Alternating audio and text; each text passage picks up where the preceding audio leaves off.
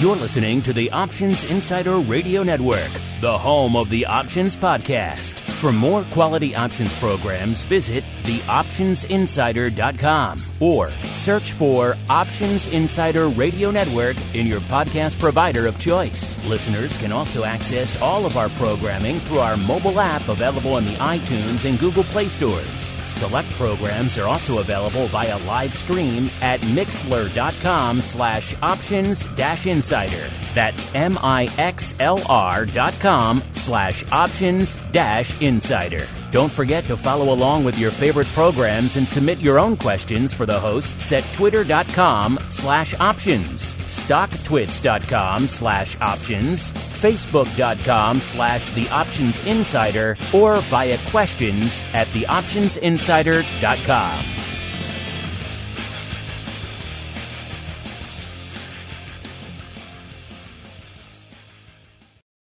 Gold, crude oil, corn, soybeans, and more.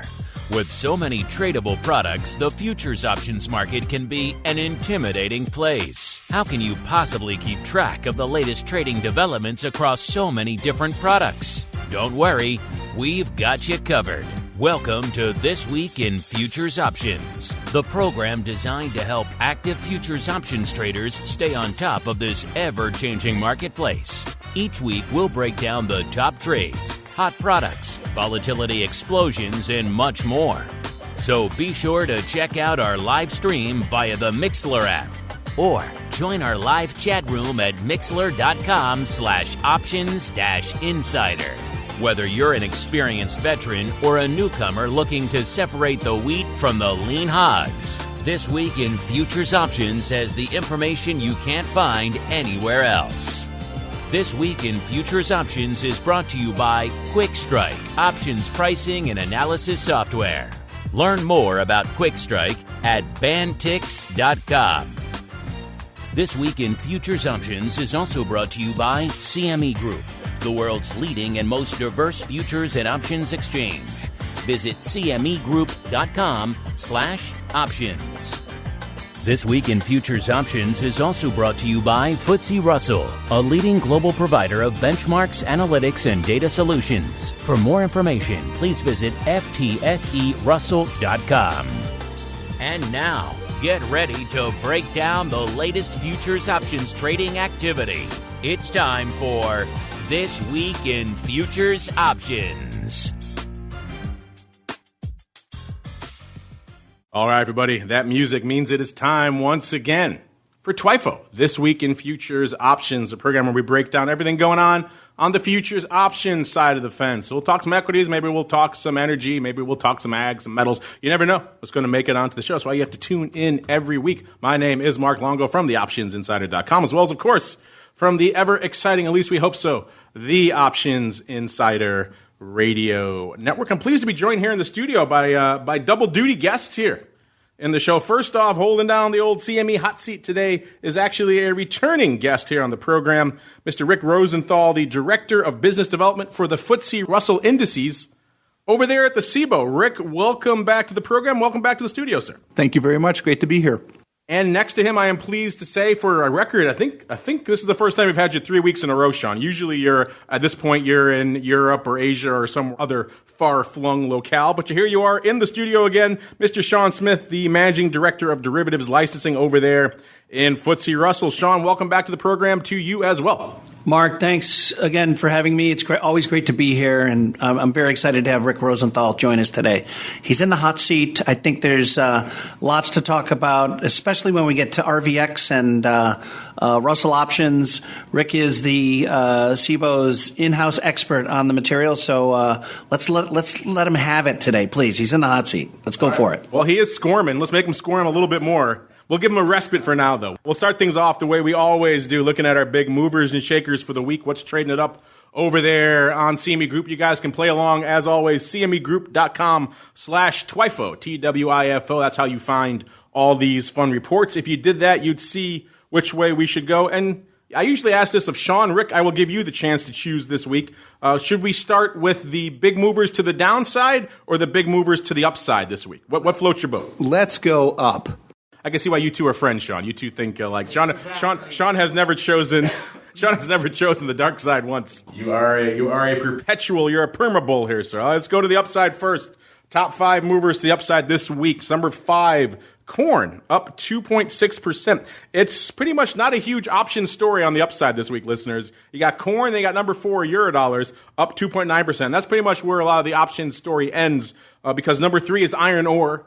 Talked about that before on the show. Not a lot of love on the option side there. Up almost 3% this week.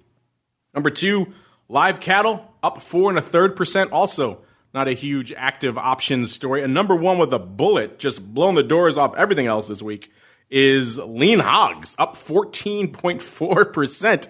You guys love your hog love out there, I know. Unfortunately, there's not a lot of love for the options.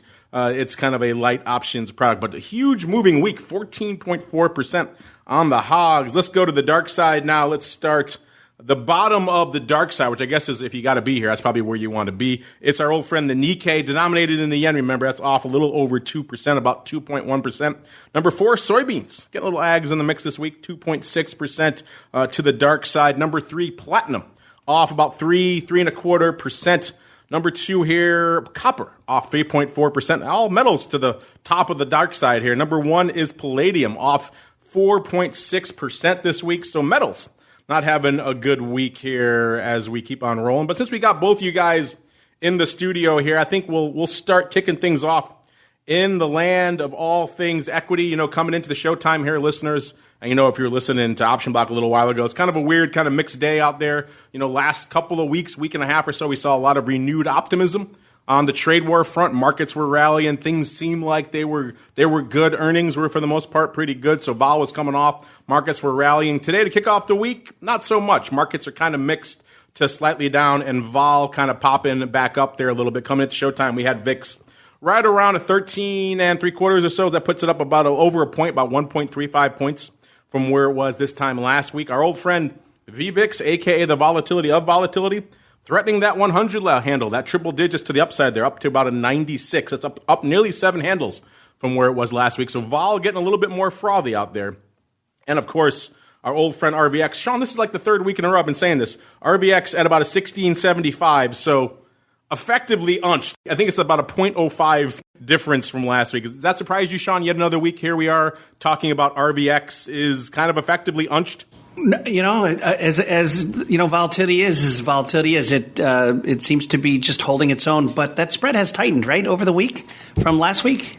It has tightened quite a bit. Most of that on the VIX side, obviously. VIX coming back up, and that lifts all boats out there. VIX coming up, so that spread has tightened. It was about 4 1/3. Yeah, about 4 1/3 last show, and now it's down to about 3 points. So you're right, that has tightened quite a bit. Maybe, Rick, that's a good starting point for you then, because we know a lot of our audience their ears tend to perk up, and they tend to get more interested in Russell vol versus S&P vol when things like that happen, when the spread gets tight or when it gets fairly wide. We're kind of coming on the tighter portion of that range now. So what have you been seeing in your purview over there in Russell land as this spread is starting to tighten up? So the average on the spread is about 3.24, at least over a 52-week time period. It's right now 3.26, so it's tracking around average. But what I want to bring to your audience's attention is the realized vol, the 10-day, 20-day historical vol on Russell is actually at its 52-week low. So you have low volatility in the Russell, you have low volatility in the S&P 500. So there might be an opportunity to harvest a little volatility risk premium, looking at the implied vol relative to the subsequent 20-day. The old harvesting of the risk premium here. That's a popular trend. You know, you'll actually like this, both of you. We were just on our previous show, the Option Block, talking with the folks over there at Fidelity and asking them what their clientele is trading right now. And a large swath of them seem to be diving into the Russell 2000. As we're talking right now, listeners, Russell 2000 at about a 1590, so just shy of that 1600 level. And that, at least according to them, seems like when a lot of their audience starts to kick in and get interested, when they start seeing these kind of round technical levels, and 1600 for whatever reason has proved to be a bit of a resistance to the upside. So that seems to be driving some paper, at least on their platform. Rick, is that something you're seeing anecdotally as well out here? Folks are starting to flock into Russell at these kind of levels? So we are. I mean, if you look at the put-call ratio, right now it's about 1 to 1.25, so it's relatively low. But put it into context. How are the indexes in general performing? NASDAQ is up 30%. It's at a 52-week. It's at a 52-week high and record high. S&P is up 23% on the year to date, up on its record high levels. Dow up 19%. All of these indexes made record highs this week. Russell 2000 is up 18%, not bad, but its 52-week high was made in May. It was 1618.37. Its record high was made in August of 2018, and that's about around 1740. So the Russell is actually about 8% off its record high. It has some potential to go much higher. That's something Sean and I have talked about a lot before, and for a lot of our audience, and we're going to get to a lot of your feedback in a bit, listeners, like I promised Sean last week. It's going to be all listeners all the time for the rest of the show here. But it's interesting to watch because, this is one of those indices that is certain audiences, they're coming to it for the first time. They're trying to learn, wrap their heads around it. And as I've said to Sean many times, it kind of moves to the beat of its own drummer, particularly lately, with all these macro trends going on. Russell is kind of doing its own thing. I'm curious, you're out there engaging with a lot of the institutional and professional clientele, talking to them about Russell volatility, about the spread, all these things we're talking about here. What's their take on this kind of product right now? Is it something that they're, because obviously structurally it should be more volatile. So is that a thing that attracts them? Are they maybe a little bit intimidated by the fact that it kind of seems to do its own thing? What are you hearing out there anecdotally there? For those investors that have a risk-on appetite, the proxy has been the S&P 500. It's been a growth story. So that's why you're seeing kind of a narrow subset of equities moving higher, which, the FANG stocks, which is why NASDAQ is outperforming. We're not seeing the attention going into the Russell 2000, and probably we should, because with the Fed lowering rates 3 times, that actually plays quite well to small businesses. So it's not as followed by Wall Street as some of the other larger indexes. It deserves a little more attention because there are opportunities there. That's why we talk about it here on this show all the time. It seems like one that is ripe for some new products. I think we're going to get to that in a little bit, and new opportunities, all sorts of fun stuff in the space. What do you think, Sean? We kept them waiting long enough. Should we dive into some of their listener queries, sir? We made that commitment last week, so I think it's a good idea. Let's hear some questions, and let's get right at it with them. All right, then it's time. Without further ado, listeners, it is time for your futures options feedback. It's time for your questions, comments, and insights. It's time for Futures Options Feedback. Submit your questions at twitter.com/options, facebook.com/The Options Insider, stocktwits.com/Options Insider, or via questions at theoptionsinsider.com. You can also submit your feedback via our Options Insider Radio Network mobile app, available for iOS, Android, and Kindle Fire devices. You can even ask your questions live every Friday at 3 p.m. Central via our Mixlr chat room. So grab the Mixlr app or just search for Options Insider at Mixlr.com. That's MIXLR.com. All right, everybody, welcome to your segment. I mean, the whole show is your show, but this is really where you guys get to take the reins. And we're doing an extended, protracted futures options feedback. Sean asked for it. You guys wanted it. We put the call out to you guys. You guys responded en masse. So let's see how many of you we can get onto the show here this week. Let's start it off. Always fine to start with a little bit of love here, Sean. Let's start off with some love from 698th. 698th wants to say, thank you for this fine program. Well, you're welcome, Mr. or Mrs. 698th. We do it for you guys at the end of the day. Glad to see that you like it. Sean, what do you think about, you're a very optimistic guy. What do you think about a little bit of love here from Mr. or Mrs. 698th? It's always appreciative to receive those kind of compliments, so thank you very much for that. It warms the cockles of the old heart. All right, let's keep on rolling here. Like me wants to know, how do I create the movers and shakers report that starts the show each week? Also, can I get some burgers? Well, you're a little bit late on that front. Rick, Sean, and I just had some delicious small Cheval gourmet burgers. I believe, is it not rated the best burger in America, sir? Yes, it was rated number 1 in the nation a few months back. It might even be 8 to 10 months ago, but so it might have lost its rank How often is that updated? But still, is it like a monthly thing? I don't think so. Yeah, well, we'll call it the best burger in the nation. Either way, Mr. and Mrs. Lekme, you got to come into the studio for that. So if you're here in Chicago and you feel like some gourmet burgers, hit us up. Let us know. So if we all sound like we're a little bit in a beef coma, it's because we just had some very impressive burgers, to say the least. So unfortunately, no burgers digitally. You got to come in person for that. The first part of your question: how do you create, the movers and shakers report? Well, that's pretty easy. I'm assuming you guys already went to cmegroup.com/Twifo or wherever it is you're getting access to this data here, all the fun quick strike stuff. If you're doing that, head on over to the Quick Reports home tab, and then from there, there's a section you'll see called Market Scans. And once you click on that, you'll see it. It's going to come up. It's going to default to 1 day. And so what you have to do, listeners, is click on the date range button and then change it to 1 week. So now you're going back for the past week. And once you do that, you'll see all sorts of fun stuff like lean hogs up 14% for this week and palladium off about 4 1/3% to the downside. So again, this is this week in, so we make sure that date range goes back a week. So if you're not doing that, you're not getting the full report. But that's how you do it for everyone who wants to play along. All right, here we go. Another comment. More love. A lot of love filing in the show here this week, Sean. We got Ingenuous. I like that handle.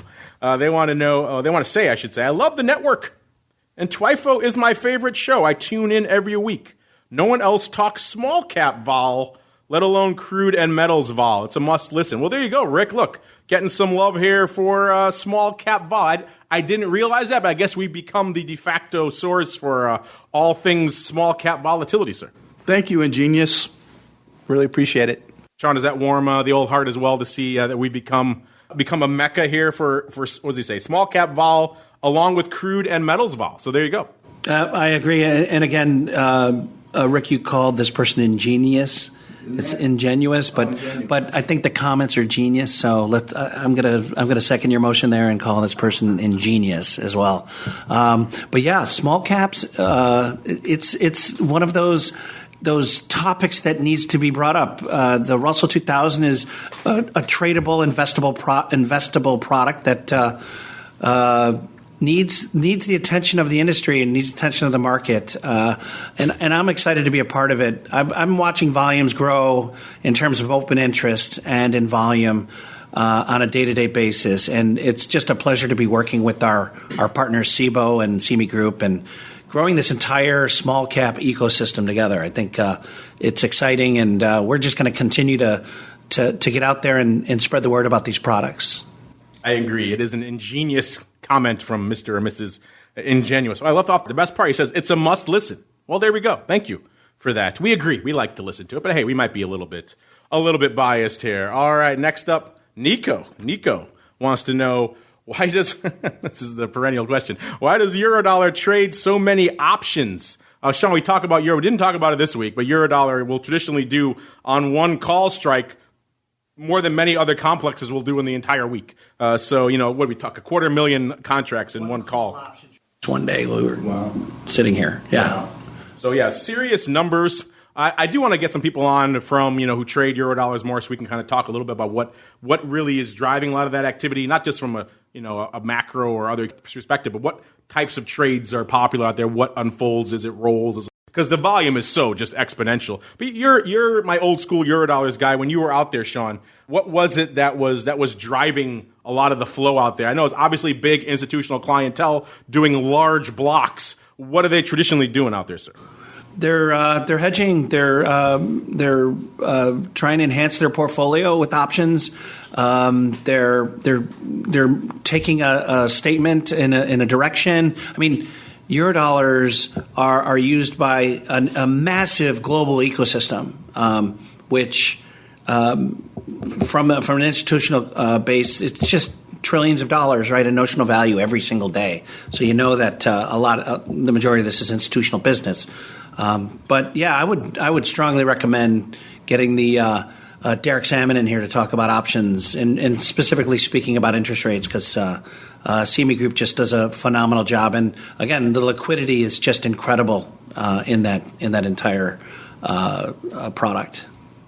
Had Derek on down in D.C. a few weeks ago. We didn't get a chance to touch a little bit on Eurodollars. Maybe it was time to do a deep dive. So we'll tell you what I'm going to do here, Nico. I'm going to table your question for when we get some more participants in Eurodollars. We can really parse that flow a little bit more for you, so we can see exactly what these size institutions are up to with these ridiculous size type trades out there. Because I know a lot of you are fascinated. Like you mentioned, Sean, not a lot of 10-lot mom and pops out there, but still a lot of interesting paper going on out there. Speaking of out there, Rick, here's one that's right up your alley here. This comes from Hoyler. Hoyler wants to know, two-prong question here. First off, how far out can I trade Russell 2000 options? And then the second part of the question, how is the liquidity out beyond 1 year? So it sounds like, Rick, Mr. or Mrs. Hoyler wants to get into the leaps, wants to get a little bit out there a bit. So first off, they want to know how far they can go. And then B, once they get out there, how is the liquidity shaping up out there, sir? So I'm going to take advantage of Mr. and Mrs. Hoyler and go a little off script. The cash-settled Russell 2000 index option listed at Cboe is a hybrid market, meaning that you can trade it electronically or you can trade it in an open outcry fashion. And it's actually listed on Cboe, C2, which is electronic, and BZX. So what makes this interesting is you have 13 market makers providing liquidity in each one of these markets. Most of the activity is focused on the front, let's say 90 days. Most of it, I would say, in the first 30 days. But the product is listed going out to December of 2021. So you might see a wide bid-ask spread if you go to the screen going beyond 90 days. It doesn't mean there isn't liquidity. It means that the quotes are wide. So it's a dance. If a customer shows interest in a particular strike in a particular year, there will be a response to a bid or offer. And sometimes it's negotiated, and sometimes it's done in an open outcry fashion. So it depends on what kind of demands, what kind of size the trader is looking for. But you should have no problem getting a trade done going out to December 2021. The price for risk, the market makers may, their markets may reflect additional risk and widen out the bid ask, but you'll find liquidity there. Sean, anything you want to add here for Mr. or Mrs. Hoyler? They want to sling some long-term Russell options, sir. It's interesting. There's such a strong demand for shorter dated options down to weeklies, and I think that that came from the increase of activity in normal options. The week before expiration, volume would pick up, and there'd be lots of order flow during that time. So I think exchanges came out with a weekly product. It's interesting to hear someone ask for long dated options at this point. It's interesting to see. I wonder if there's something behind that question. Maybe you can come back to us next week and give us some more information. Well, there are those who want to put on protection. They put on a collar. In some cases, they'll use a flex option. And exactly. The flex option will go beyond December 2021. So there are institutions that want to put on protection on a portfolio that's benchmarked to the Russell 2000. They have the ability to do that. That's not your average trader. Exactly. So that's why I'm mentioning to the customer to come back to us, give us a little more information. Let's keep talking about longer dated options with you. Yeah, I'm with you. That's why this question kind of stuck out to me as well, because you're right. Equities, 90% of the conversation is within the front month, right? That's where everybody wants to play. And in the weeklies, that's where so much of the action is. I don't care what index it is. NASDAQ, Russell 2000, SPY, whatever you're looking at. It's all weeklies all the time. So, yeah, we can count on one hand. Not people who've come to us asking about long-term vol, let alone beyond a year. So this is interesting. Yeah, if you have more info you can provide to us, Mr. and Mrs. Hoyler, what you're looking at, what you're looking to do, what you saw when you looked at the liquidity out there, because obviously there's a variety of different Russell products you can look at to go out that far. Let us know. Let us know. And if you do pull the trigger on something, let us know. We'd be curious to see, because you're right. You are one of the lone folks asking us about longer-term vol in the equities. All right, next up we got a involved one here from Adam Sam. Name sounds familiar. I think he's written in before. He says, hello. Well, hello, Adam. He says, I have been using futures options recently to stay in trades longer. So I'm assuming he means with his underlying futures position, I'm assuming. He says, my main trade is to sell the opposite of the direction that I think the future is going. So if I think it is going to go up, I sell puts. I used to sell calls further out of the money as a hedge, but this decreases my profit significantly when I am right. Would it be better to buy further out of the money puts as a hedge with the same expiration date or go further in the future for hedging? Thank you for your input. Well, a lot to unpack here. It sounds like you're an underlying futures trader to start with. You don't say which products you're looking at, so maybe that would be more information as well. What products you're looking at would help us to get a little bit more specific. Are you trading crude? Are you trading metals? Are you trading S&P? We don't know. But in general, this notion of using futures with futures options, it is a good use case. The way you outlined it, the second way is the more traditional way. If it's going to go up, and you write a call as a covered call as a way to get paid to get out. And of course, selling puts against a futures position is not exactly a position we see too often for a variety of reasons. First off, obviously, you're going to get long more. So I'm assuming you're okay with that portion of the trade where effectively, if it goes down, you're picking up more futures. So if you're okay with that, I would be, personally, I probably maybe a little bit more comfortable if you were going to buy further out of the money spreads. So that means you're not just naked short puts now, you have a spread. So your risk is mitigated there. I think keep it simple. I mean, particularly if you're starting soon, if you start getting into calendars, which means you're rolling the short leg of that put spread out multiple months, you're getting a lot of moving parts to that. Keep it in the same month that you have the short put. That way everything's a nice, neat little package. A short put spread against a long futures position, that gets you a little bit extra premium. If it drops within that range, you'll pick up some more futures. If you go beyond it, your risk is mitigated. I think I like that use case better. Obviously, you're not comfortable with selling calls, so I won't advocate that for you. You don't mention if it's going to go up. You don't mention maybe buying calls. That's an interesting use case as well. But this is not one we see that often for a variety of reasons. Margin, risk, getting long more of the same position. But if you're okay with that, I'd be okay with you adding a put spread as a leg to this. Rick or Sean, anything? Let's assume he's talking equities because it sounds like he might be. Anything you want to add for Mr. Adam Sam here? You have unlimited risk, so it does make a lot of sense to put on a spread so you can have an opinion on market direction, which it sounds like that's what he's trying to do. And this way you can define what kind of risk exposure you want and still participate in the market direction. So yeah, remember, too, there's no free lunch. Your broker's going to tie up capital for that short put position. So as long as you're okay tying up more to effectively get extra long with that short put, that's what you're doing. But if you're okay with that, and then, of course, the spread will help mitigate some of that, and will help mitigate some of the risk. Anything you want to add, Sean, or should we keep on rolling? We got a lot of questions to get to. Perfect. I probably would just would have reiterated what you both have just said, so let's keep moving. You can always tell a genius, right, because he thinks the same as you. So there you go. All right, let's move on here. D-Lister. I like that handle. D-Lister. You're an A-lister to us, Mr. D-Lister. He says, since at-the-money implied volatility is structurally higher in the Russell 2000s, does that mean I'm getting better returns for covered calls in small caps than in SPY? Well, Rick, good thing you're on the show here. We're getting some good, I guess what did that guy say? We're the mecca for small cap. I guess that's becoming true here. We're getting a lot of questions about this. We also have gotten a lot of questions in the past, Rick, since your last appearance, about those indices we talked about before, the buy right indices in the Russell and what's going on out there. So maybe that's a way we can kind of view this question. You guys have all those covered call indices in the Russell 2000. How are those performing? Are they performing better than, let's say, the S&P? Maybe we'll start there, Rick.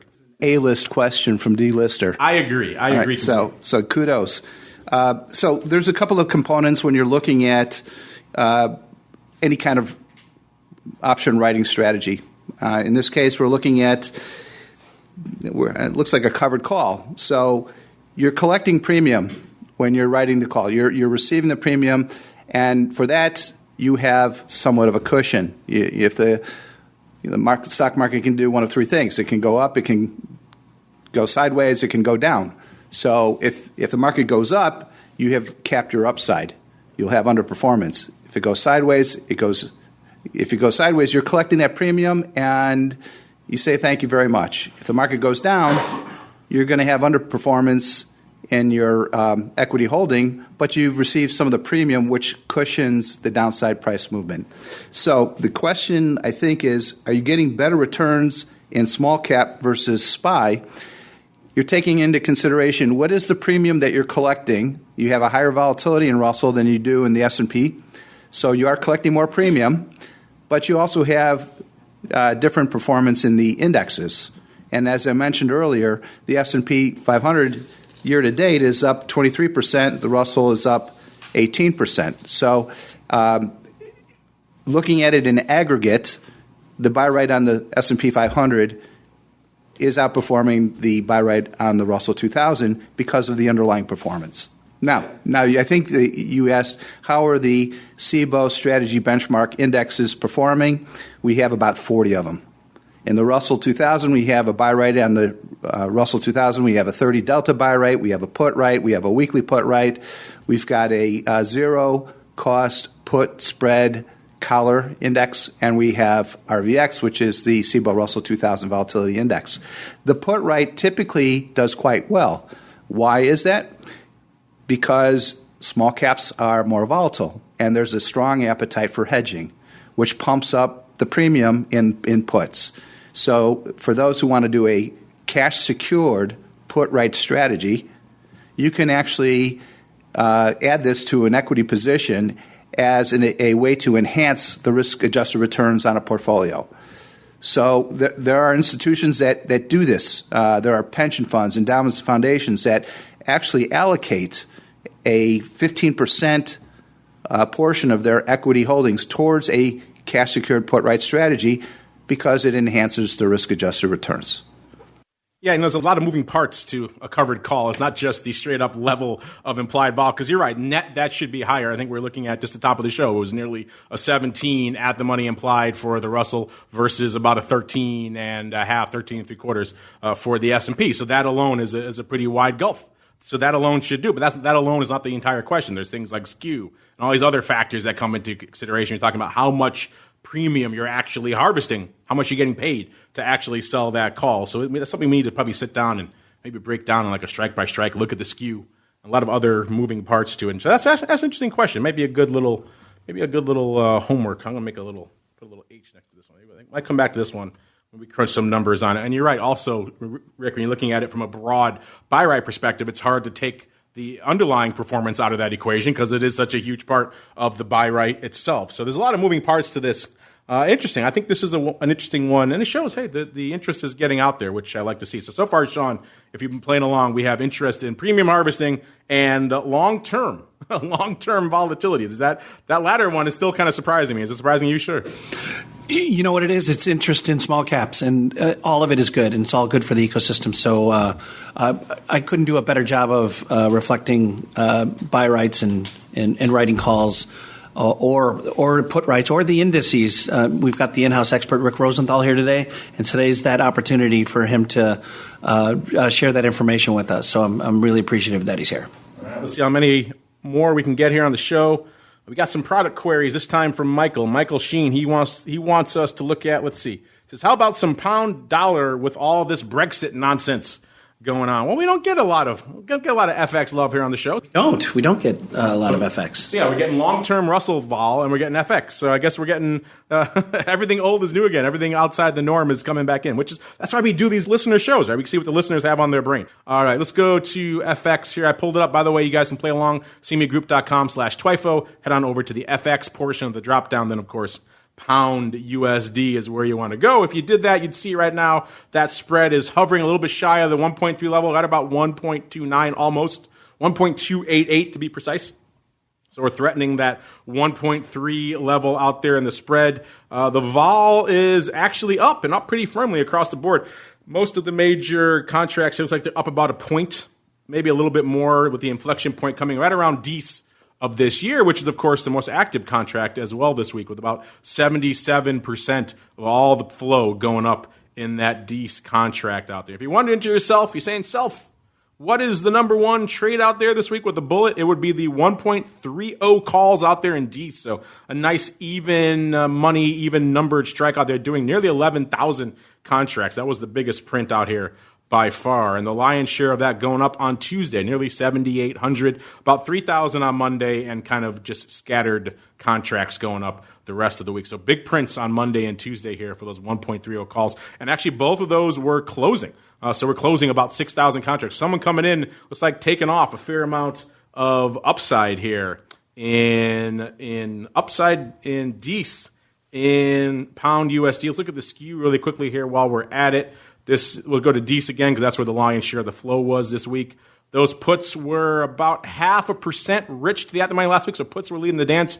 This week, they're up nearly 5%, so 4.9%. So puts getting pretty firmly bid up here, and the calls are kind of unched. They were about 0.33% cheap to at-the-money. Now they're about 0.6%, so coming off ever so slightly, but not a lot. So that's interesting. The action this week was in the calls, but in the skew, it was a lot of movement in the puts, which is not usually what we see out here, which is kind of interesting. Again, a lot of interest. Not a huge volume product. Looks like about 22,000 contracts this week. So that 11,000 contracts and that 1.3 calls in D's really, that's pretty much half of the volume for this week. So not a huge option story, but an interesting one here nonetheless. So thank you for asking, Mr. Sheen, and love to have a little bit of FX love make it here onto the show as well. Speaking of love, Sean, we got some 5-star reviews coming in from folks all across the board here. Spreading the love here. Let's start with Rocket Labs. Rocket Labs saying, great show. And I don't know what platform these are from. These are just all kind of coming in from across the board. So if you're leaving them on iTunes or Google Podcasts or Spotify, or wherever you're leaving the reviews, we thank you guys. Remember, don't ask questions in those reviews. We don't get to those as often. Get the questions in via all the other platforms, social media, website, everything else. So the reviews are more just for helping other people discover the show. Rocket Labs says, 5 stars, great show, dynamic and educational. Greatly enjoy listening to your guys' show. I'm just getting into trading futures, and I am finding your show educational as well as entertaining. Keep up the great work. Sean, did your mother write this review, sir? No, it's definitely not my mother, but I appreciate the kind words and the compliments. And you know, it's all about clients getting out of the markets what they want to get out of them, and you have to understand them to trade them. So if we're doing our job of educating you or making you feel more comfortable in terms of getting into a market or exiting a trade, we're doing our job. So I'm just happy that there's folks out there getting more out of the show than just us talking about volatility. Well, it's not just Rocket Labs. You've also got another 5-star review by, this is a mouthful, Bajasaki. Bajasaki says, awesome. Love the show. Very informative. Looking forward to more fresh insight every episode. Well, thank you very much, Bajasaki. Glad you're enjoying it. Got another one here. Sean got here from RX Edwards, maybe Dr. Edward. He says, options info must listen to. I like it. Very concise and to the point. Yes, we talk options info, and you like it. I'm glad that you're liking it out there, Mr. Edwards. Mr. Sean, look at this. Our iTunes rating right now, currently 4.6 out of 10. So someone had the temerity not to give us 5 stars. Someone gave us 4. Everyone else giving us 5, Mr. Sean. How about that? It's a lot of love from the folks out there, sir. That's I think an A if this was like Catholic grades, right? I think it's up there. maybe a B plus in public school. I'm older. In case I'm offending somebody, I apologize, but we appreciate the high grades. Keanu number 3. Maybe Mr. Reeves is listening to us right now. He says, I greatly appreciate your information on the dairy markets. Oh, look at that, dairy love. We need more info on these marketplaces. Please continue. Well, tell you what, you're right. Dairy has been lighting it up of late. You know, it's been an extremely volatile complex. Not one we usually talk about because it's not a huge option story and it hasn't really been doing a heck of a lot. But these days, that's actually changing quite a bit. I'm pulling up here. If you want to find it for yourselves, listeners, agriculture, then go down to dairy. And I just pulled up the Class 3 milk. It's one of the few that actually trades a little bit of option. Looks like this week that Class 3 milk is up about 1.1%. The vol off quite a bit, off about 1.5 to 2 to even 4 points in some of those nearer term contracts. So it seems like vol getting crushed a bit out here this week. Lion's share of the paper coming in D, so a little more than a third of that flow. And of that flow, a total of about 6,000 contract listeners, so not a huge option story, obviously, but the big print actually, it's number one ever so slightly the 19.5 calls. So these are slightly in the money calls. I guess depending on what future you're looking at. That D's future is actually about 1870, so these are slightly out of the money. That front future going away in about 2 weeks is at about a 20.25. So a little bit backward, it seems like, out there in fluid milk land. So yeah, interesting stuff. The skew really quickly looks like it hasn't changed a lot. The puts are about 0.5% rich. Now they're 1.5% rich this week.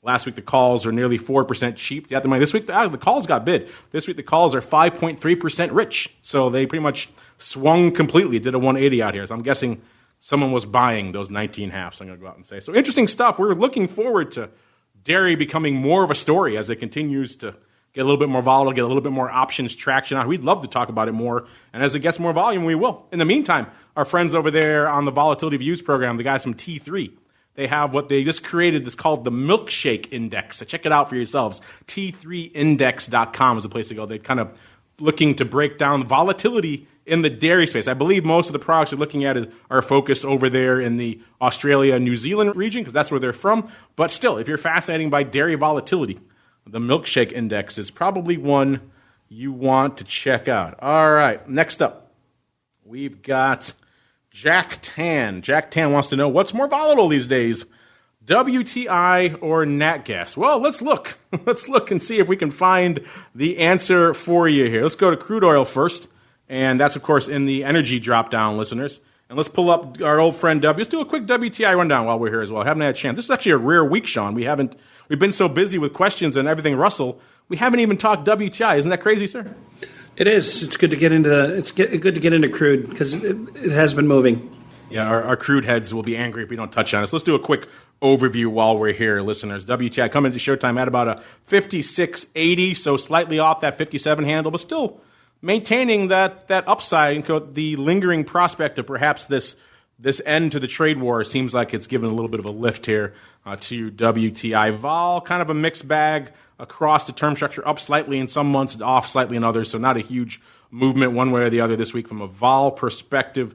The action this week was in that front D's contract with less than a day to go. So all of you who've been asking us, why don't people trade short duration in WTI? They clearly do, just not in the listed weeklies for whatever reasons, because this contract has 1 day to go, and it's done 60% of the paper this week, with the number one print being the 55 puts in D's with 23, almost 24,000 going up this week. So they clearly will trade contracts, and this is still trading today. 8,000 trading today. I'm guessing a good chunk of that closing, but still, it is trading with less than a day to go now. So clearly people will trade short duration contracts in WTI just for whatever reason, not in those listed weeklies, which kind of gets back to what we were saying before about maybe there's something structurally behind the scenes with the way those quotes are disseminated on various platforms, keeps people from trading them. All right, looking here, the at-the-money vol here, that D's contract's at about a 26 3/4, and the Jan contract's at about a 30. So let's just use that as our benchmark. Let's go out now to nat gas, and let's see what's going on in nat gas. Remember, keep those numbers in mind for me, Sean.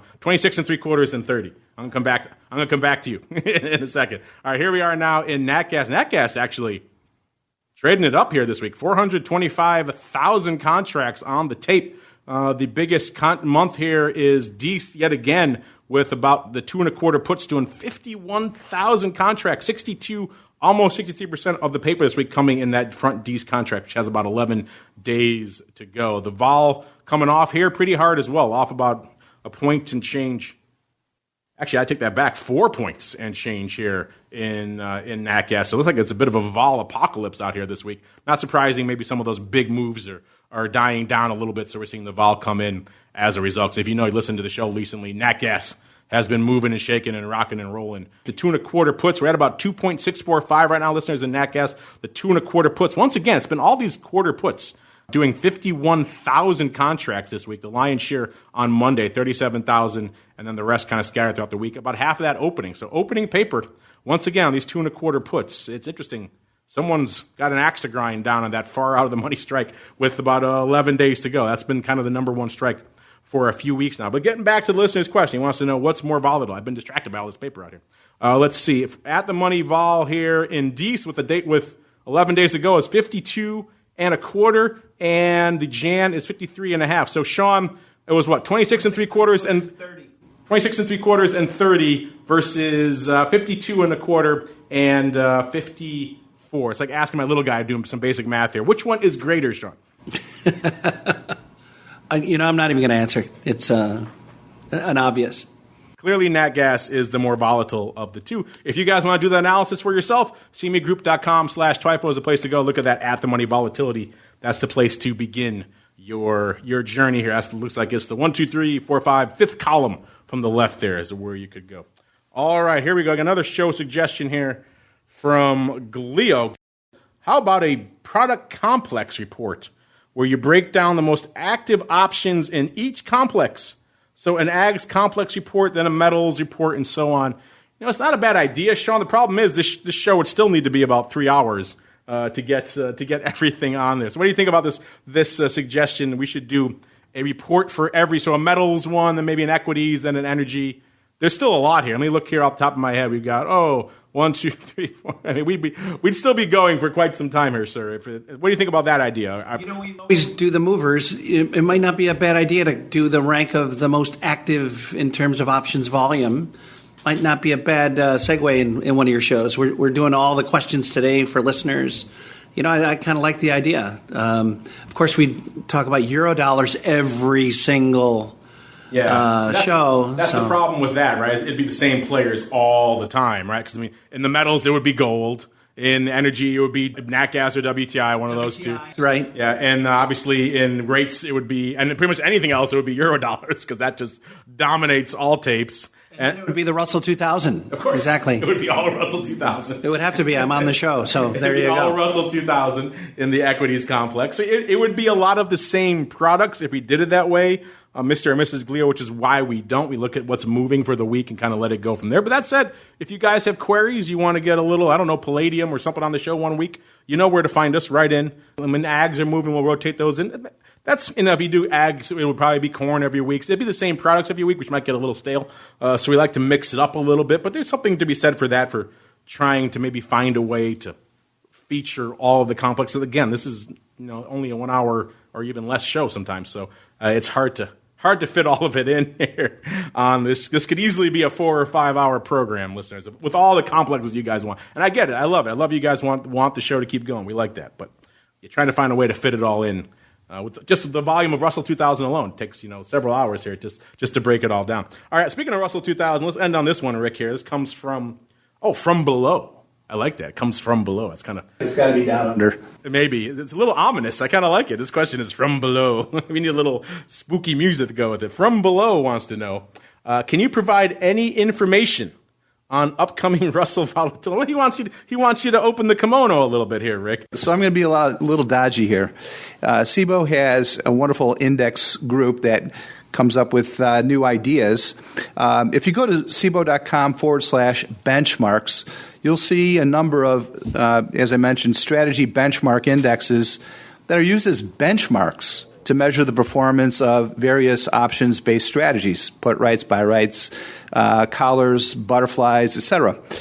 Some of them are based on the Russell 2000, some are based on the S&P 500 and other indexes. One that's getting a lot of interest right now, a lot of eyeballs, are these buffer protect indexes. And so I want to draw the distinction between an index that's measuring performance as a benchmark and a product that's tradable. So some of these benchmarks are put into a 40 Act fund, which allows traders, investors to gain access to the strategy just by buying a ticker. So within the world of Russell, you say volatility products. I call them volatility products because they're related to options. There's a put right on the Russell 2000. Wisdom Tree is the ETF issuer. There's a buy right on the Russell 2000. Global X is the issuer. And Innovator Funds recently came out with a Buffer Protect Russell 2000 product. It's done quite well in terms of raising assets and drawing interest. And this strategy is offering a 9% buffer protection to downside movement and upside participation to a cap. And I'm going to do a little plug for FTSE Russell. They're actually going to have a webinar describing this strategy. Perhaps, Sean, you can point them to where someone could register for that webinar next week. Well, you can email Mark here at Twifo, or you can email me at smith@ftserussell.com, and I'm happy to forward you the registration info. So feel free to reach out to me, and I'll send it to you. Thank you. All right, listeners, that music means we've come to the end of an epic listener Palooza. Thanks to everybody who wrote in. You guys have many and varied questions. I love to hear from you guys. We love the love. We love the comments. We love the suggestions. We love the questions. We love all of it. So keep that stuff coming. We love to hear from you guys. But before we go, let me go back around the horn. You kind of already heard a little bit of a tease from our guest here, Mr. Rick. But Rick, maybe if there's anything else you you want to leave our audience with maybe a little bit of a tease. I mean, I talked to our listeners can hear it for ourselves. Ariane Cricky is on the network. I talked to her down to D.C. recently. I asked her about RVX, and she seemed very open to the possibility of much more than I thought of Russell 2000 volatility coming back in the near future. If you want to hear that for yourselves, listeners, go on over to our interview program. It's right there in the archives. But that said, Rick, if there's anything you want to leave our audience with, maybe you just talked about the webinars and the other things, maybe anything else you want to leave our audience with, a little bit of a happy tease to end the show with, sir. Now is the time, sir. The floor is yours. So I'm dating myself. Several years ago, people used to monitor small caps around this time of year because there was what was called a January effect, which small caps would tend to outperform beginning of the new year. And the reason for that is because these are small caps, and investing in these products tend to outperform. So given that the NASDAQ is now at record levels, the S&P 500, the Dow, they're all at record levels, Russell 2000 is quite a distance from its record levels. So maybe it's time to take a look at the rotation that's taking place, because we're seeing money now going into value type indexes. It might be interesting to take a look at structuring an options position where you can manage the downside risk, participate on the upside with the Russell 2000, and take a look at maybe a vertical call spread or a risk reversal spread. Just throwing it out there. I like it. January effect. Yeah, you don't hear the January effect too often anymore. So some January effect verticals there in the small caps. There you go. Check it out. And Sean, we kind of did a little bit of a hint of a tease. You got a webinar coming up. Anything else you got in your back pocket you want to leave our audience with? Now is the time, sir. The floor is yours. No, just reflecting back on the performance of the Russell 2000 index. It's just right below that 1600 number, which is like this. It breaks through that, and we hear it on TV all the time. If it breaks the 1600, it's gonna move to some upside. I don't know. Just keep watching it. I say it every week, but the Russell 2000 index is a tradable, volatile, interesting index, and it should be in your portfolio. And I just look forward to helping the clients here understand it better, trade it better, understand it. But again, I can't leave the show without bringing up RVX in my excitement of the opportunity to continue the momentum and the client demand to bring that futures contract back. There you go. So hit up Sean, hit up Rick, let them know you want. Hit up Ariane over there at Cboe as well. Tell them you want RVX back, and maybe we'll see a nice tradable version of Russell volatility back for you guys. I know you guys want it. I see your emails, so share it with these folks here as well, and we can all get in on the fun. While you're out there sharing it, trade some contracts out there in Russell. Maybe you too. We're so close, as you mentioned. We're so close to 1600. A couple of one lots that could put us over the edge. We'll see. So that, who knows? That'll set up all sorts of fun technical levels. And the folks in Fidelity will be back on talking about how you guys are trading it up on their platform again. Either way, check it out for yourselves. You guys, of course, can always play along with everything we do here on the show. CMEgroup.com/Twifo. Stay tuned for all the great research over there from Eric and Blue and the rest of it. Eric will be back on soon. Everyone who had all those questions about his metal skew research, he'll be back on to discuss it in person very soon, maybe even next week. We'll have to see, but very soon here on the program. And on behalf of Sean and Rick and our friends over there at CME, and indeed myself, I want to thank all of you out there for downloading, streaming, subscribing, for sending in a legion of questions. Keep them coming. We love to hear from you guys. And we'll see you back here tomorrow for Volatility Views, and then on Monday again for the Option Block, and all the way back here again to Thursday for more of This Week in Futures Options.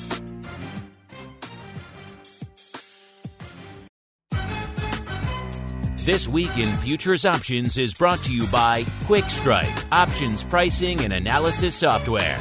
QuickStrike offers powerful and flexible options analysis and pricing tools via an easy-to-use web-based interface. View prices on outright options or spreads with comprehensive page-level analysis controls. Build trades, manage risk, or explore historical volatility. QuickStrike has you covered, with market data reports ranging from open interest to the term structure of volatility. QuickStrike is the perfect addition to your trading toolkit. Learn more about QuickStrike at bantix.com. That's BANTIX.com. And don't forget to follow us on Twitter at QuickStrike1. That's QUIKSTRIKE1. This Week in Futures Options is also brought to you by CME Group, the world's leading and most diverse futures and options exchange.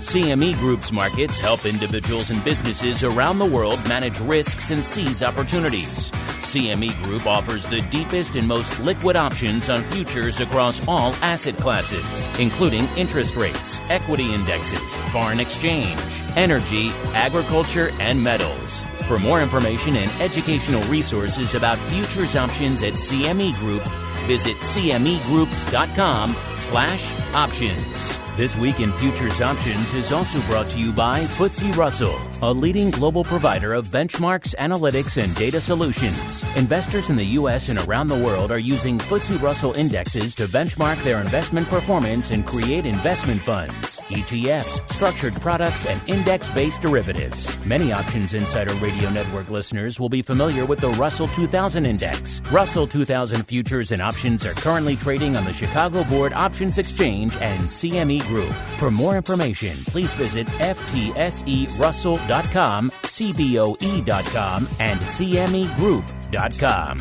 This broadcast is intended for informational and educational purposes only and does not constitute trading advice or the solicitation of purchases or sale of any futures or options. The rulebook of the applicable exchange should be consulted as the authoritative source on all current contract specifications.